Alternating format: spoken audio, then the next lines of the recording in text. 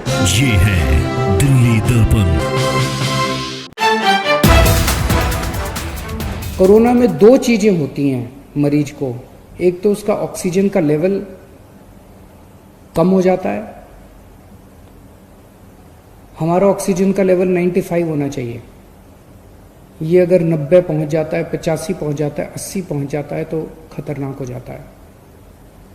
तो एक तो ऑक्सीजन का लेवल कम हो जाता है और दूसरा रेस्पिरेशन का लेवल बहुत ज़्यादा बढ़ जाता है, सांस फूलने लगती है। रेस्पिरेशन का लेवल 15 होना चाहिए, ये 20 पहुंच जाता है, 25 पहुंच जाता है, 30 के ऊपर पहुंच जाता है। ये देखने में आया कि अगर प्लाज्मा दे दिया जाए तो ऑक्सीजन के लेवल में भी अच्छी बढ़ोतरी होती है और रेस्पिरेशन का लेवल भी गिर जाता है, कम हो जाता है। तो 29 पेशेंट्स को हमने दिया, उसके अच्छे नतीजे आए। उसे हमने केंद्र सरकार को सौंपा और उसके आधार पे केंद्र सरकार ने दिल्ली सरकार के अस्पतालों में भी और कई प्राइवेट अस्पतालों में भी प्लाज्मा थेरेपी करने की इजाजत दी। अब प्लाज्मा थेरेपी की तो इजाजत मिल गई, लेकिन प्लाज्मा कहां से आए? प्लाज्मा वो लोग दे सकते हैं जो अभी कोरोना जिनको हुआ और वो ठीक हो गए। जिन्हें कोरोना हुआ और वो ठीक हो गए, उनके खून के अंदर एंटीबॉडीज बनती हैं जो उन्हें कोरोना से बचाती हैं। अगर उनके खून से प्लाज्मा निकाल के कोरोना के मरीज को दे दिया जाए तो कोरोना का मरीज जल्दी ठीक हो जाता है, उसके शरीर में भी एंटीबॉडीज बननी चालू हो जाती हैं। तो इस टाइम लोग प्लाज्मा लेने के लिए दर दर की ठोकरें खा रहे हैं।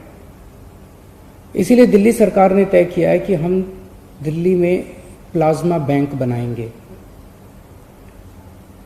ये अपनी तरह का पहला प्लाज्मा बैंक होगा कोरोना के मरीजों का इलाज करने के लिए। देश भर में ये शायद पहला प्लाज्मा बैंक होगा। हम ये नहीं कह रहे कि केवल सरकार प्लाज्मा ले पाएगी और अगर कोई प्लाज्मा डोनेट करना चाहे तो कोई और नहीं ले सकता, हम ये नहीं कह रहे। अगर कोई फैमिली है, उन्हें प्लाज्मा चाहिए, उनका दूसरा कोई रिश्तेदार है, वो कोरोना से ठीक हुआ, वो दे रहा है, तो ले लें, हमें कोई दिक्कत नहीं है। जो हमारा मकसद है, जो अभी एफर्ट्स चल रहे हैं उसको और मजबूत करना, उसको कमजोर करना नहीं है। तो हम प्लाज्मा बैंक बनाएंगे, दिल्ली सरकार प्लाज्मा बैंक बनाएगी। इसकी जो भी औपचारिकताएं हैं वो पूरी कर ली गई हैं पिछले 2-3 दिन में। और इस प्लाज्मा बैंक से सभी को प्लाज्मा मिलेगा, चाहे वो सरकारी अस्पताल हो या प्राइवेट अस्पताल हो। कोई सीधे ILBS जो हमारा अस्पताल है दिल्ली सरकार का, वहां पे प्लाज्मा बैंक बनाया जाएगा। अगर किसी को प्लाज्मा चाहिए तो डॉक्टर को या अस्पताल को प्रिस्क्राइब करना पड़ेगा, लिख के देना पड़ेगा कि इनको प्लाज्मा थेरेपी की जरूरत है। कोई खुद के नहीं कह सकता कि मेरा फलाना बीमार है इसलिए मुझे प्लाज्मा दे दो। डॉक्टर की रिकमेंडेशन जरूरी है और डॉक्टर या हॉस्पिटल ILBS को अप्रोच करेंगे और ILBS उन्हें प्लाज्मा दे देगा। ये प्लाज्मा बैंक हमारा 2 दिन में शुरू हो जाएगा। इसकी सारी कार्रवाई हम लोग पूरी कर लेंगे, लेकिन इसमें सबसे इंपॉर्टेंट चीज है, जो लोग ठीक हो गए हैं उन लोगों को सामने आके प्लाज्मा डोनेट करना पड़ेगा। अभी भी लोग कर रहे हैं, लेकिन इस कोई व्यवस्था नहीं है। अब इसकी व्यवस्था बना दी जाएगी। तो जो लोग ठीक हो गए उनसे मेरी हाथ जोड़ के प्रार्थना है, जिंदगी में किसी की जान बचाने के कम मौके मिलते हैं, ये मौका आपको मिला है। मेरी सब लोगों से जो लोग कोरोना से ठीक हो गए उन सब लोगों से प्रार्थना है हाथ जोड़ के कि आप सब लोग सामने आके खुल के प्लाज्मा डोनेट कीजिए ताकि दूसरों की जान बचाई जा सके। एक तरह से यही सच्ची भगवान की सेवा है, एक तरह से यही सच्ची भगवान की भक्ति है। मैं ये बता दूं कि ये गलतफहमी ना हो कि प्लाज्मा कोई संजीवनी बूटी है, प्लाज्मा से सबकी जान बच जाएगी। अगर कोई पेशेंट अंतिम स्टेज में पहुंच चुका है, कोमोर्बिडिटीज हैं, दूसरी बीमारियों से घिरा हुआ है, मल्टी ऑर्गन फेलियर हो चुके हैं, वेंटिलेटर पे जा चुका है, ऐसे पेशेंट्स को बचाना मुश्किल होता है। लेकिन जो पेशेंट्स अभी मॉडरेट स्टेज में हैं, अभी उनकी स्थिति खराब नहीं हुई है बहुत ज़्यादा, उनके लिए ये मददगार साबित होता है, इतना समझ लिया जाए।